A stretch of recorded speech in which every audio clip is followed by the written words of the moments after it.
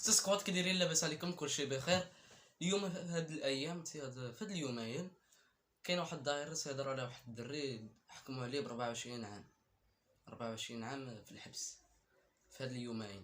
دايره ضجه في التيك توك، في الانستغرام، فيسبوك، يوتيوب، جميع الريزو سوسيو دايرين فيهم ضجه. القصه قبل ما نبدا نقول لكم القصه ديال هاد الدري. القصه الحديثه وقعت هذه ب3 سنين. 3 سنين كان هو وصاحبو عمرهم 15 عام، هو وصاحبو دايرين سباق بالطوموبيلات، غادي تيتسابقوا. خرجت هو غادي بواحد الصوره فائقه، خرجت فيه واحد السيده هي وبنتها. هو من ضربها ماتوا بجوج بهم في اللحظه اللي ضربهم ماتوا. شدوه البوليس، داو الحبس هذيك 3 سنين على ما يصدر الحكم ديالو. دابا تدازت 3 سنين عاد صدر الحكم ديالو، مشاو داو المحكمه حكموا عليه ب 24 عام. كان حكموا عليه في الاول 30 عام، وخصوصا لانه ما عمره ما دخل الحبس باقي مراهق، قصوا له الحكم ردوه 24 عام. دابا كلشي البنات ديال 2007 2009 جالسين تيقولوا الدري باقي صغير ما خصوش يدخل الحبس 24. هذه متفق معاهم، ولكن الدري في الدماغ ديالي متفق، ولكن حاجه واحده اخرى ما شافوش هما. الدري قتل المراه وبنتها باقي عندها عاد 3 سنين، ما شافوش هما هاد القضيه. الدري ها هو تشوفوا تصويرته، هو هذا راكم تشوفوا تصويرته. دابا هما من حكموا عليه 30 عام قالوا ناضو تيقولوا باقي صغير هكا كذا شي، قالوا 24 عام. ناضو شي بنات في الفيسبوك تيقولوا نعطي حياتي باش يخرج هو هكا. ما شافوا. نوريكم الفيديو ديال الصدام، لحظه الحكم ديالو ولحظه الحكم ديال هاد السيد. شوفوا الفيديو.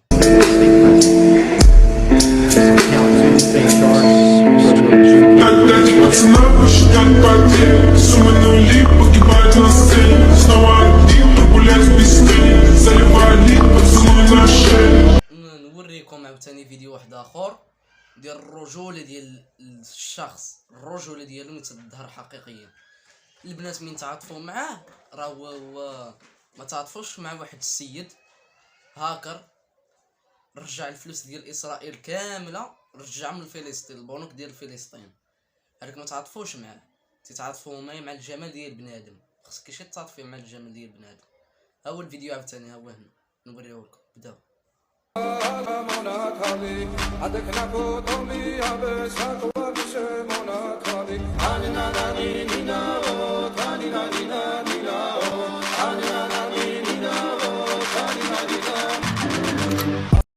سكواد كثرت عليكم الفيديوهات، هذا اخر الفيديو كامل. اللحظه ديالهم فين دخل المحكمه حتى الاخر خروج ديالهم من المحكمه. فيديو شويه طويل، ولكن شوف غنبداو الفيديو دابا. فيه تقريبا شي 9 دقائق. يشوف الفيديو صافي. بداو.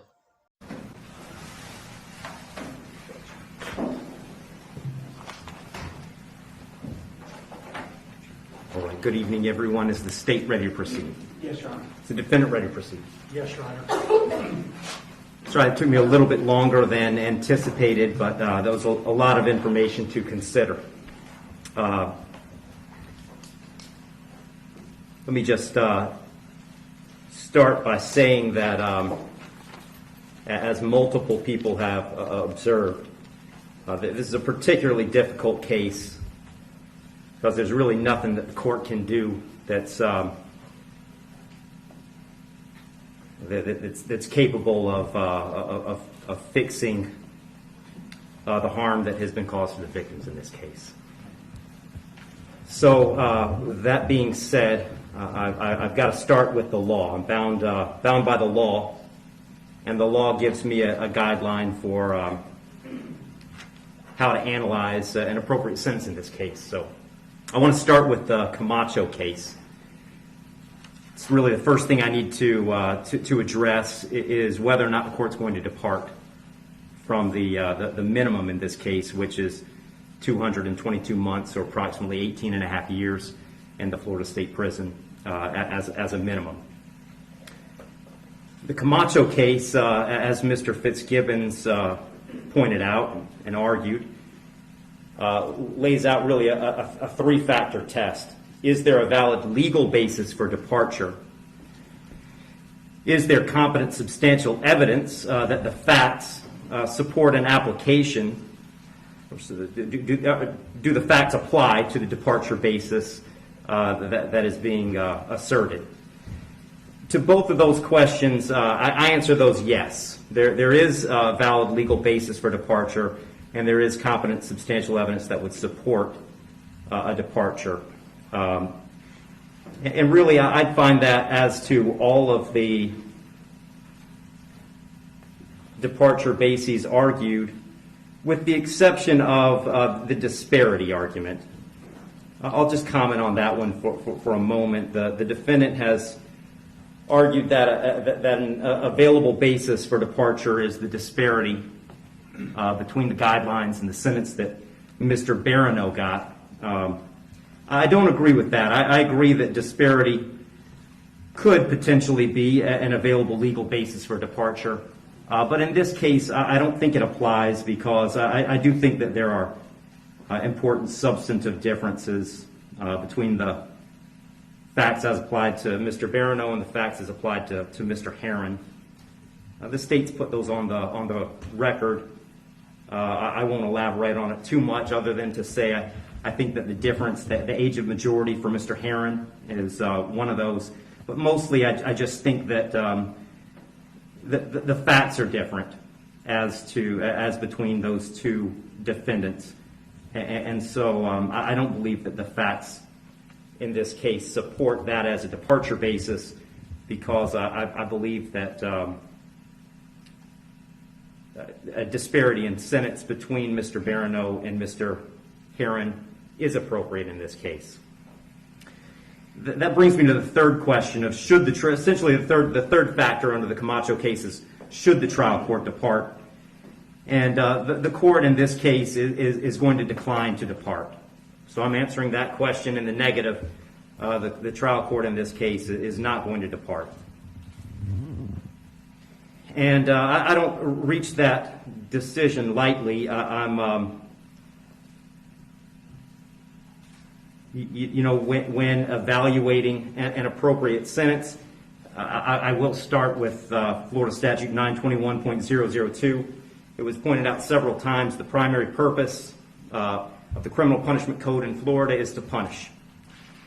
And I've got to take into account the severity of the primary offense and the circumstances surrounding the primary offense. When I take into account circumstances and severity, a lot of what I'm taking into account really when I sentence is intent and harm. And in this case, there wasn't any evidence, and nor does the court believe that there was any specific intent to do harm, in this case to the victims.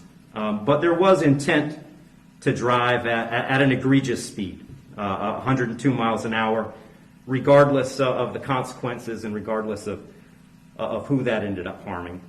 And then the second part of that, the second component, is the harm caused. And in this case, it's just impossible to have greater harm than the harm that occurred in this case, which was the loss of a mother, loss of a baby, and really the loss of a family as it existed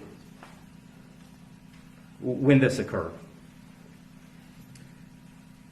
I did consider, I also want to make a record, I did consider sentencing Mr. Herron as a youthful offender, but for the same reasons that I'm discussing, I didn't think sentencing him as a youthful offender was appropriate. I agree that youthful offender was something that the court could have done. I did consider it. I carefully considered it.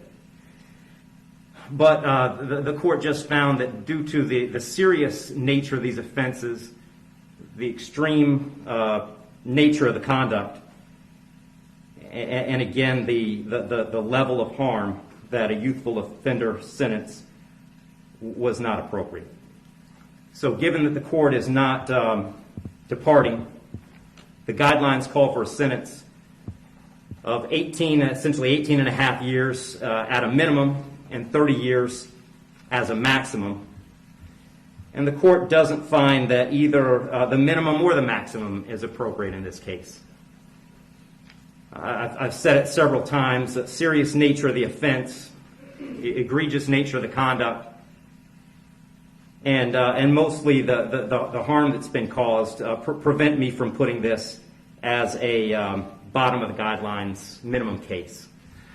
But the departure bases argued by the defendant did provide some reason not to put it at the top of the maximum. And specifically, the court did take into account that the defendant's 18, certainly responsible for his actions, and he's being held accountable for his actions. But the age of 18, the court finds, is a mitigating factor and shouldn't put this at a maximum. Also, the complete lack of prior criminal history is something that the court considered as preventing this from being at the top. So having said all that, the court is going really toward the middle between the minimum under the guidelines and the maximum punishment permitted under Florida state law. So on count one, vehicular homicide, the court's going to adjudicate the defendant guilty, sentence him to 9 years in the Florida State Prison. On count two, same charge, court will adjudicate the defendant guilty, sentence him to 15 years Florida State Prison, and that'll run consecutive to count one, for a total of 24 years Florida State Prison. Count three is a misdemeanor, unlawful racing on a highway, so the court will adjudicate the defendant guilty, sentence him to time served. Give credit for time served, I believe, 2 days. Court will impose mandatory court costs. Mr. Herron, you have given up the right to appeal the determination of your guilt or innocence. You do have 30 days to appeal the sentence of the court. And I'll direct the bailiffs to take Mr. Herron into custody.